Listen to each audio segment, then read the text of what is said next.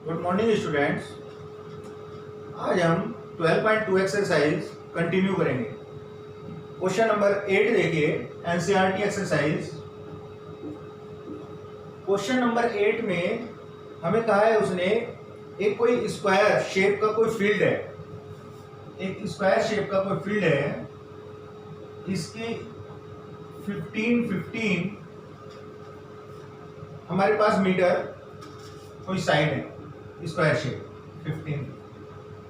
एक हॉर्स, एक घोड़ा हमने 5 मीटर लेंथ से एक घोड़ा एक कॉर्नर पर हमने बांध दिया। तो हमारे पास जो ये फील्ड है, तो फील्ड में ही घास लगी होगी जो ग्रास होगी। अब जब ये घोड़ा है तो वो इसी एरिया में घूमेगा ना। अब फील्ड इतना है तो हमारे पास इस एरिया में घूमेगा, तो ये एंगल कितना होगा 90 डिग्री। और ये 5 मीटर है तो इसका रेडियस 5 मीटर। तो हम ये इस सेक्टर का एरिया निकाल देंगे। Area of sector is equal to pi r square theta divide by 360। ये हमारे पास सेक्टर के एरिया का फॉर्मूला था, हमने लास्ट लेक्चर में डिस्कस किया। तो पाई की वैल्यू हमारे पास देखेंगे पहले क्वेश्चन में गिवन है या नहीं है। क्वेश्चन में 3.14 है तो हम वही लेंगे। 3.14 multiply radius 5 multiply 5 angle 90 degree divide by 360 degree.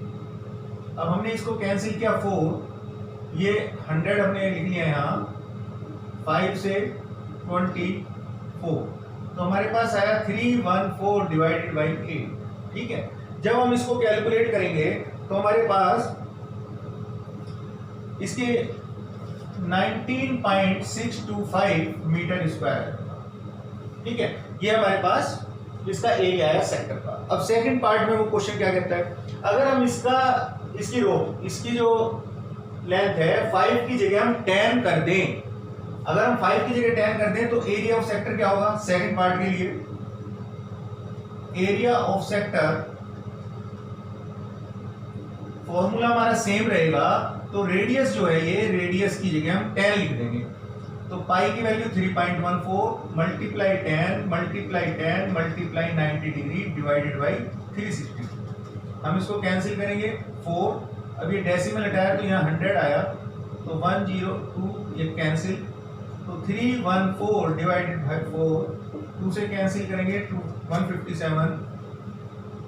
अब आइए इसको डिवाइड करते हैं, 2 7 या 14, 2 8 या 16.5 मीटर स्क्वायर, 78.5 मीटर स्क्वायर। अब क्वेश्चन में क्या कह रहा है वो, हमने इंक्रीजिंग एरिया निकालना है। तो इंक्रीजिंग एरिया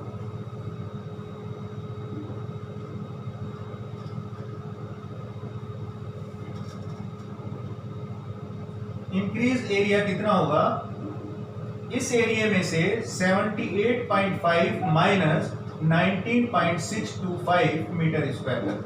अब हम इसमें से ये माइनस करेंगे, 78.5 में से हम 19.625 माइनस करेंगे, 10 माइनस 5 5, 9 7, 14 माइनस 6 8, 17 माइनस 9 8 5। तो ये आया हमारा 58.875 मीटर स्क्वायर। तो ये हमारा एरिया आया इंक्रीजिंग एरिया। ठीक है, तो इस तरह से हम ये इंक्रीजिंग एरिया निकाल सकते हैं। नेक्स्ट क्वेश्चन देखते हैं।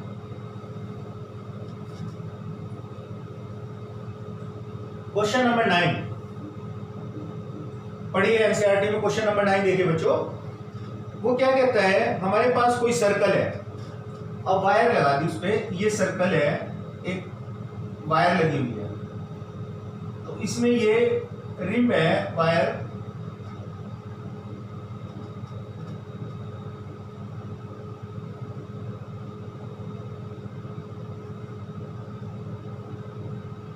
इस तरह से।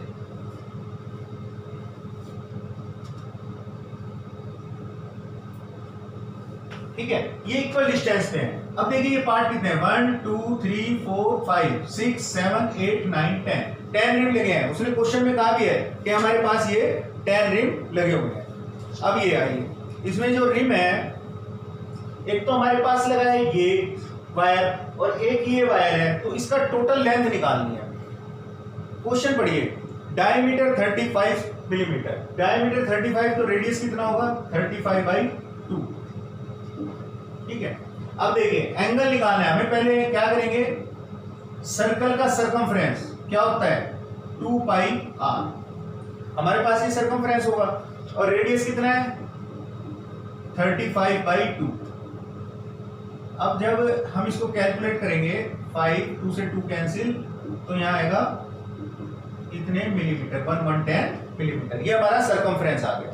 ठीक है, अब ये तो होगी सरकमफ्रेंस जो बनाया इसकी वायर। अब ये कह रहा है ये भी वायर लगी है, हमें टोटल लेंथ निकालनी है, तो ये कितने डायमीटर है हमारे पास 1 2 3 4 5 डायमीटर है, तो लेंथ टोटल कितनी होगी सरकमफ्रेंस प्लस 5 डायमीटर, तो सरकमफ्रेंस 110 है, 5 मल्टीप्लाई डायमीटर कितना है हमारा 35, रेडियस 35/2 है, डायमीटर क्या है 35, तो 110 प्लस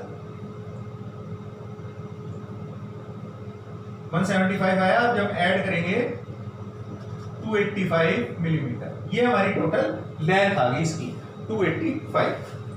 अब आइए, अब नेक्स्ट पार्ट में ये क्या कह रहा है क्वेश्चन में,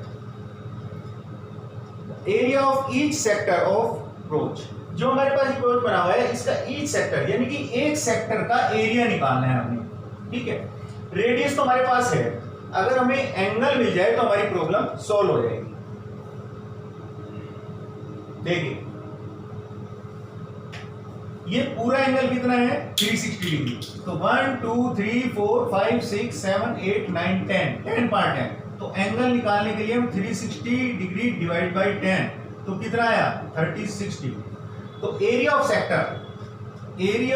सेक्टर फॉर्मूला हमारे पास है pi r square theta divided by 360, यही है। अब पाई की वैल्यू हम देखेंगे कि गिवन है या नहीं है, तो हमने 22/7 ले लेते हैं हम यहाँ पाई। रेडियस कितना है हमारे पास 35/2 और मल्टीप्लाई 35/2 ऐसे लिख देंगे, और 360 हम ऐसे ही। अब रह गया हमारा ये एंगल लिखना, एंगल कितना है 36 डिग्री। अब ये कैंसिल करेंगे 10, 7 से 5 5 2 जा 10 और 2 से कट करो 11। जब हम मल्टीप्लाई करेंगे 385/4 मिलीमीटर स्क्वायर। ठीक है, ये हमारे पास इसका एरिया आया, तो इसको हम डिवाइड कर लेते हैं, तो 4 9 जा 36, 4 से डिवाइड करेंगे 385 को, 4 9 जा 36 और ये 2 5 6 जा 24 और 1 आगे चला लेंगे 0 4 2 जा 8 2 0 लेंगे 5। ठीक है, कैलकुलेशन हम कर ही लेंगे, मिलीमीटर स्क्वायर 96.25, इस तरह से हमारे पास ये आंसर आएगा इसका एरिया ऑफ सेक्टर, एक सेक्टर का एरिया आ गया, यही हमें क्वेश्चन में पूछा है। ठीक है, अब नेक्स्ट क्वेश्चन देखिए 10 क्वेश्चन में वो क्या कह रहा है,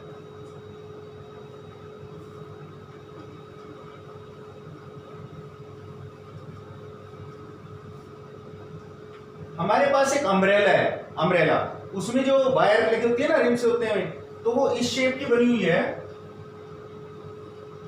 और इसको 8 पार्ट में कर दिया है,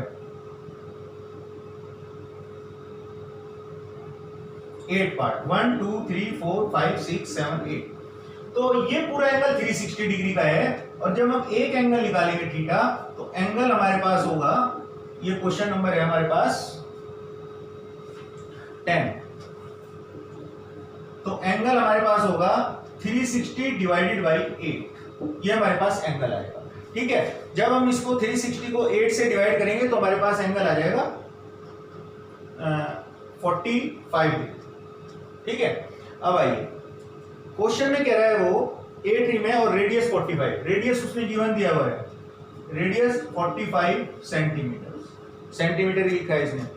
ठीक है, तो हमने अब इस सेक्टर का एरिया निकालना है, एक सेक्टर का, 2 रिम के बीच में का है ना उसने एरिया, तो एक सेक्टर का एरिया निकालेंगे, तो एरिया ऑफ सेक्टर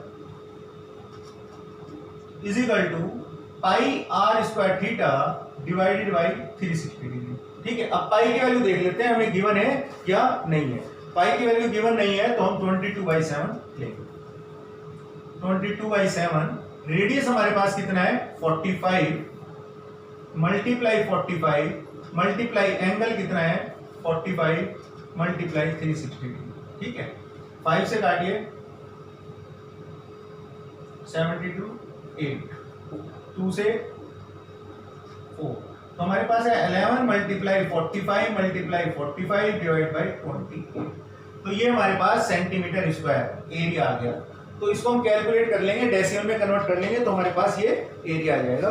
तो इस तरह से हम ये क्वेश्चन सोल्व कर लेंगे। ठीक है, नेक्स्ट क्वेश्चन देखिए। अब हमारे पास एक कार है जो वाइपर उसके घूमते हैं, उसका उसने कहा है रेडियस, उसकी वाइपर की लेंथ दी है। ठीक है, वाइपर की लेंथ दे दी 25, तो जब वो घूमेगा तो वो रेडियस बनेगा ना, सर्कल शेप में आएगा। तो वायर की रेडियस तो जो लेंथ दी है उसने वाइपर की वो 25 सेंटीमीटर है, तो रेडियस कितना होगा हमारा 25 सेंटीमीटर। ठीक है, तो ये क्वेश्चन नंबर 11 था हमारा।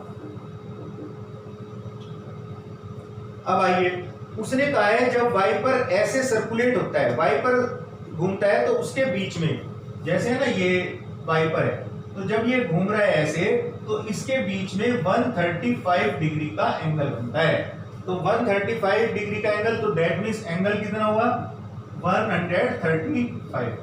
ठीक है ना। अब हमने इस सेक्टर का एरिया निकाला। चलिए, एरिया ऑफ सेक्टर फॉर्मूला हम जानते हैं, pi r square theta divided by 360 degree. ये हमारे पास एरिया ऑफ सेक्टर का फॉर्मूला है। पाई की वैल्यू अगर गिवन है तो लिखेंगे, अदरवाइज हम कोई भी ले सकते हैं। तो पाई की वैल्यू 22/7। रेडियस हमारे पास कितना है 25 मल्टीप्लाई 25, एंगल कितना है 135 डिग्री मल्टीप्लाई 360 डिग्री। ठीक है, तो 115 दिया है उसने एंगल, तो 115 ले लेंगे हम, 135 की जगह 115। तो एंगल हमारे पास 115। एंगल वो कितना भी दे सकता है, 115 की जगह 135 भी हो सकता है, डिजिट एग्जाम में चेंज आ सकती हैं। ठीक है, तो जब हम इसको कैलकुलेट कर लेंगे तो हमारे पास सेक्टर का एरिया आ जाएगा। तो उसने टोटल पूछा है, तो दैट मींस वाइपर कितने होते हैं गाड़ी में 2, तो जब हम इसको 2 से मल्टीप्लाई कर देंगे तो टोटल सेक्टर का एरिया आ जाएगा। ठीक है, इसको हम कैलकुलेट कर लेंगे।